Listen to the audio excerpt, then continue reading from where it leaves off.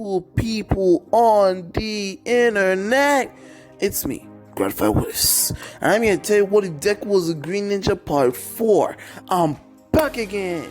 And well, I just wanted to tell you guys something real. You guys have been loving Part 3. I guess it's because of the background music way more than Part 2. Or either that or it's because of some kind of weird algorithm. I don't know how it is. I just want to make videos for fun, like I said in the very first thing I ever made. So that's just it. But anyway, that's all I wanted to say. But before I get into the video, please do me a favor, hit that like button, hit that subscribe button, hit that notification bell, and comment down below any kind of what if ideas they want me to do in the near future. Now that I've gotten the checklist out of the way, let's get straight into the video.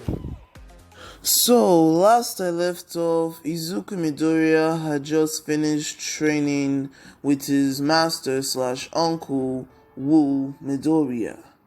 8 years had passed in the monastery before he could finally come back home, and when he did, he had also caught up with his childhood friend / bully, Katsuki Bakugo, who was also attacked by a villainous villain. Luckily though, Izuku was able to save him. Unluckily, the heroes tried to arrest him, so he got away. Now we cut to when Izuku was able to make it back home, and then he opens the door. As he did, he sees his mom on the couch, just staring at the door waiting for him. "Took you long enough," she replied. "Oh, hey, Mom." Izuku was starting to sweat profoundly. "Would you mind explaining what you did today to me, Izuku?" She asks. "Oh, well, nothing much really. I just went around, saw some familiar faces." He wasn't lying, but he wasn't telling the truth either, and that's what he told his mom. "I see. So you don't mind this, do you?" She presses a button on the remote and the TV flashes on. As it did, it showed Izuku saving Bakugo from the villains, but the camera angle was wrong, so they didn't actually capture Bakugo's face. And also Izuku escaping hero custody. Don't you understand what you just did now was extremely reckless? What if they had actually arrested you or pressed charges? What would you have done then? "Mom, don't mom me. Just go to your room. I don't need to deal with this, especially not now." Izuku just kept quiet and did exactly what he said because he does not need to escalate the fight any further. As he headed to his bedroom, he just plopped on the bed with his pillow in his face. "Oh, today was very, very productive," he says sarcastically. "But at least Mom isn't kind of fully angry at me. I've never really seen it like that before. Wonder why. But there's no need to worry about that, I guess, because I have bigger things to worry about, am I right?" He looks over to the weapons to see if you get a response, and just like before, nothing happens. "Yeah, that's what I thought."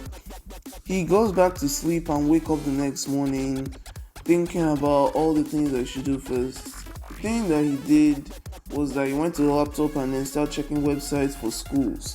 Then he saw UA and was like, I guess I can go here, but yeesh, their expectancy rate is 2%. That's pretty low, but I've dealt with worse. He closes his laptop and then begins to start doing his daily routine, which he'll be doing for the next 10 months. Usually he'll go to the gym practicing his fighting skills and then making it sharp as ever. People in the gym will be like, "I can't believe a 14-year-old is doing this." Or he'll go to the beach, not Deguba beach, but a beach, and start running around, doing some aerobic exercise, increasing stamina and all that.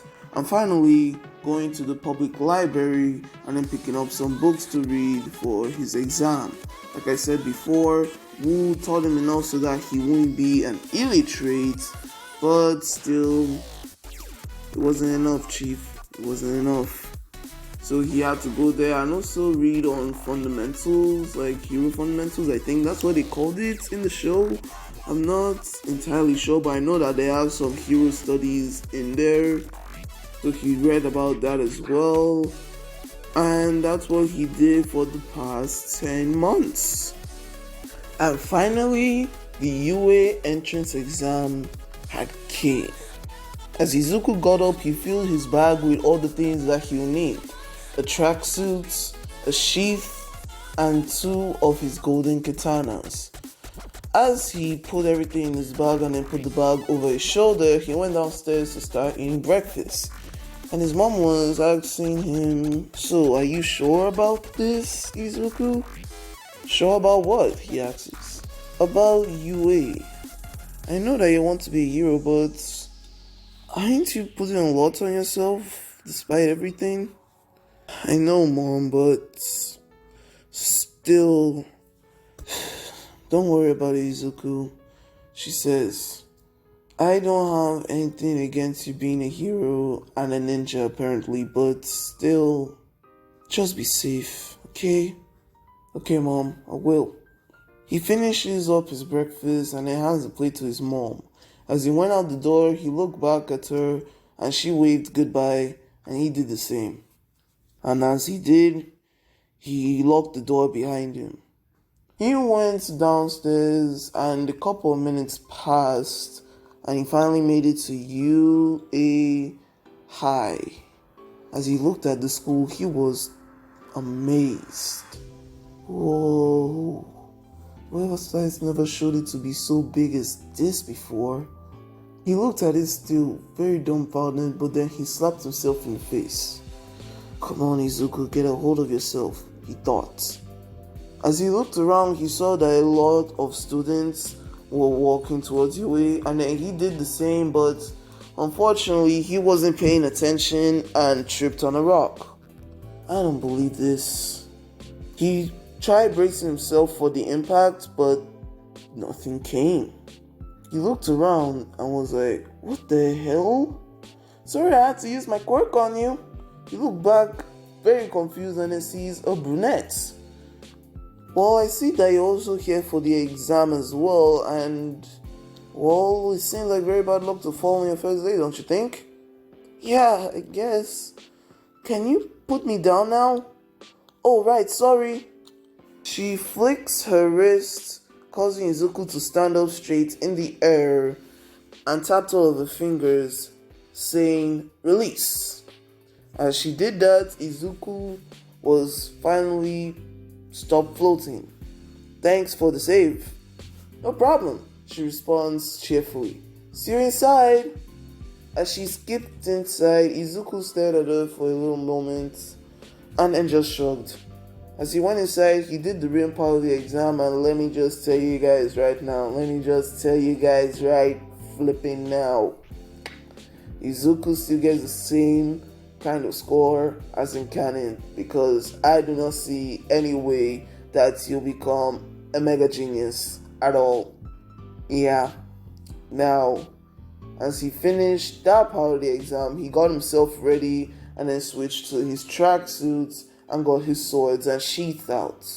As he went to the hall waiting for others to finish their written part of the exam, he looked around and then saw Bakugo, but Bakugo did not see him, so he hid his face, saying, damn it, why did he have to be here? I thought that he's anywhere else but here." He thought to himself, "Just hope that he doesn't get my way." As the entire hall finally filled up, President Mike had came out from wherever it was and headed to the podium. "Yo, how is everything doing, guys?" he says to the entire audience. "As y'all know, this is the practical part of the exam, the place that will make or break your future, so are you all ready?" He starts to explain the 3-pointers, the 2-pointers, and the 1-pointer robots in crazy fashion so that they can at least pay attention. Then Ida still asks about the 0-pointer just like in canon, but President Mike had answered it just like in canon. They were all given a slip of papers to which hall they will be, and then formed a straight line to those halls. He looked around and he saw that Akacha was not in the same hall as him, and he was relieved a bit. Then, as he entered the hall, he saw that it wasn't exactly a hall, but a giant city. Holy shit! This place is huge! And this is just a facility? I had no idea UA had resources like this. He looked around a bit more dumbfounded, but then he quickly snapped himself out of it. As he looked around the entire crowd, he saw that same brunette girl and then tried to go to her, but suddenly someone just grabbed him from behind. His instincts kicked in and then he judo flips the person over his shoulder. As he took a good look at him, he saw that it was that same blue-haired kid that answered President Mike. It was Ida. Izuku, realizing what he did, started to beg for forgiveness. I am so sorry. Please forgive me. I didn't mean to. Ida just got up and was rubbing his head in pain and grabbed his glasses, which flew out of him. No, it's my bad. I didn't mean to grab you that much. But what I wanted to say is, don't go near her. She has an exam too, and so do you. We do not need distractions, okay? Okay. Ida just went back to whatever he was doing, and everyone was now had their attention on Izuku because, well, they didn't expect him to do something like that suddenly just out of instinct. Izuku did not like the pressure that he was under and then just decided to retreat because he did not want so many eyes on him. As he was doing his stretches, the teachers in the office watching from the cameras was Nezu, All Might, Aizawa, and finally President Mike. As Nezu was staring at the cameras very attentively, All Might was scanning them and then he saw someone very familiar, Izuku Midoriya. He began to stroke his chin, trying to remember where he saw the boy before. Aizawa noticed this and asks, "So, do you know him?" "No," he answered, "but he seems very familiar." "Well, it doesn't matter, does it? Because even if he's familiar or not, let's see if he can pass this exam." President Mike, you know what to do. "You got it, yo."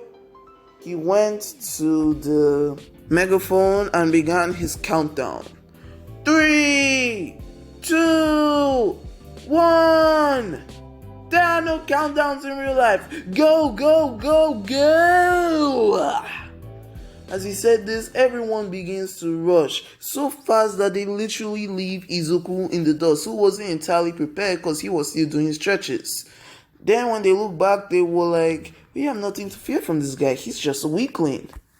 Now we cut our point of view to one random candidate, and he's looking for robots to destroy when he sees this one pointer standing in front of him. And he looks at it very smugly and says, all I have to do is just destroy these things and then get into UA. Perfect. He activates his quirk, which is elbow blades, and it charges at him. But when he blinks, Izuku is suddenly there. Huh? Wait, weren't you the kid that... How did you get here so fast? Is that your quirk? Izuku did not answer this person and then put his sword back into his sheath and then walked off. He looked at him very confused and he thought to himself, he didn't go after the robots. What the heck? You know what? Not my problem. He tries to charge at the robot again, but the robot wasn't even moving. Then we know why. One of the arms starts to fall off. Then the other arm follows suit. The body begins to slant. And finally, the head comes off. The candidates looked at the robot in pure shock and horror.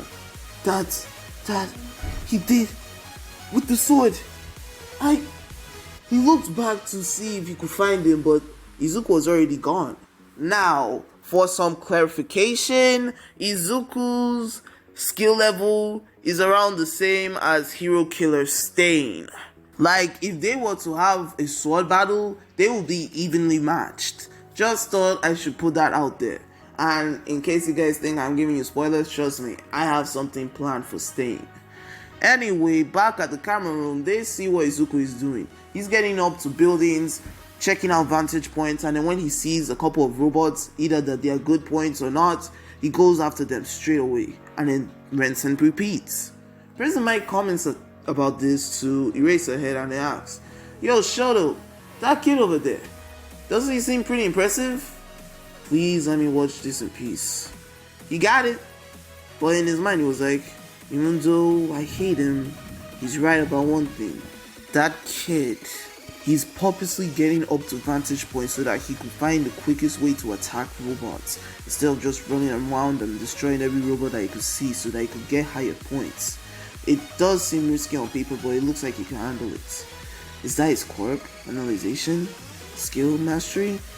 He starts to think about this, and All Might is just looking at the kid and he's like, he seems pretty good.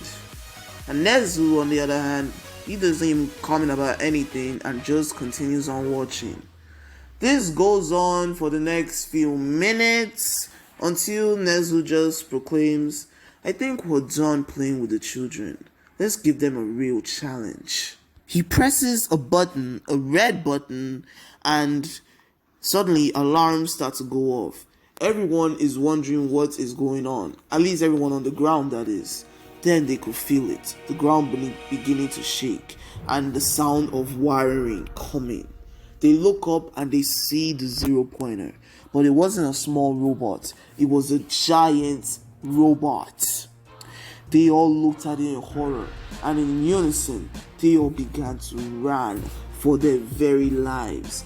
Ida ran exactly where he would have seen Izuku just cowering in fear, just like in canon, but Izuku wasn't there. Instead, he was up a building, and he saw the robots unfold.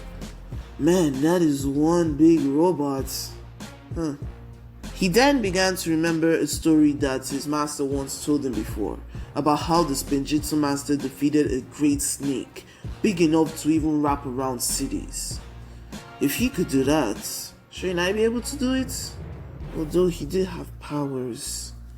He begins to contemplate whether or not he should fight the robot or if he should just retreat and then attack smaller ones. But then he hears a scream. A loud, ear-piercing scream. He looks down and then sees that a bunch of rubble had actually fallen on someone. So he parkours from the building down and then rushes to that person's side. As he digs out the rubble, he sees that it was the same brunette girl earlier that saved him. "Hey there, stranger." "Hey," Ochako replies weakly. "So, you don't mind if I help you, do you?" "Please do. I feel very..." No, don't give up on me yet." He starts to dig out the rubble and the 0-pointer was close behind. He finally managed to get the last piece of rubble off Uraraka and then began to carry her since she was passed out. As he was running, it almost seemed like as if he was outrunning the 0-pointer, but nah fam, it was just a lie. With every single step that Izuku took, the 0-pointer just kept on gaining more and more distance between them, until, well, he was right behind them. Izuku saw an alleyway, but it was already too late. If he had changed course now, then they would definitely be crushed. So he made a decision. He drew Uraraka to the alleyway and, well, he was crushed. But, unknown to him, and unknown to everyone that just saw that unfold, except for Uraraka, the 4 weapons back in his room began to glow, hum, and float. And Izuku began feeling power coursing through his entire body. He destroyed the robot's leg and then backflipping and vaulting his way so that he could create some distance naturally. As he looked at himself, he saw that he was glowing with power and he couldn't even see straight. Everything was just green, meaning that even his eyes was glowing with power. And instinctively, he just got himself into position, shouting, "Ninja! Go!" He spins, creating his little green tornado, And this catches All Might's eye as this jogs his memory and remembers that this is the kid that stopped the sludge villain 10 months ago. And as Izuku is spinning, his tornado begins to grow bigger and bigger in size and even change in color. First to yellow, then to blue, then to white, and finally to brown, until it just became a combination of all those colors except for green. It was sucking up everything. First the debris around him, then the destroyed robots, and finally the 0-pointer after so much struggling. As the tornado finally came down, so did Izuku, his power fading, and the ninja weapons, well, they just went limp. Inko came into the room to see what was going on because he could hear some humming coming from Izuku's room, but seeing that everything was just normal, she just shrugged and went out. Back at the entrance exam, however, Izuku was very, very dizzy. He couldn't even see straight. And he said, that never really happened before. Then he notices something. He looks up to see what it was, but he accidentally fell down due to his loss of balance. Uraraka finally wakes up and then sees Izuku passed out and sees the monstrosity that he just created. She was shocked. Everyone that ran from the 0-pointer was absolutely shocked. And everyone in the camera room, oh god, they were just shocked to high heaven. President Mike was at a loss for words. What the hell did we just see? Aizawa, on the other hand, was smiling broadly and then said, this kid, he really is something else. And All Might, his smile just got bigger, and he thought to himself, it looks like I might have just found myself a successor. And Nezu, he didn't make any kind of emotions or remark. The only thing that he just said was, looks like we have another A student among us. And Izuku, he didn't think any of that. The only thing that he was thinking about was that he was going to hurl. That's where I'm going to leave it off, guys. I hope that you enjoyed, but seriously though, oh god, it might sound easy now, but let me just tell you, this is like, I don't know, my 30th time recording this. It was really tiring, but still, I do it all for you guys any day of the week. But before you go, please do me a favor, hit that like button, hit that subscribe button, hit that notification bell, and comment down below any kind of what if ideas that you want to do in the near future. This is Grattify What Ifs, signing off.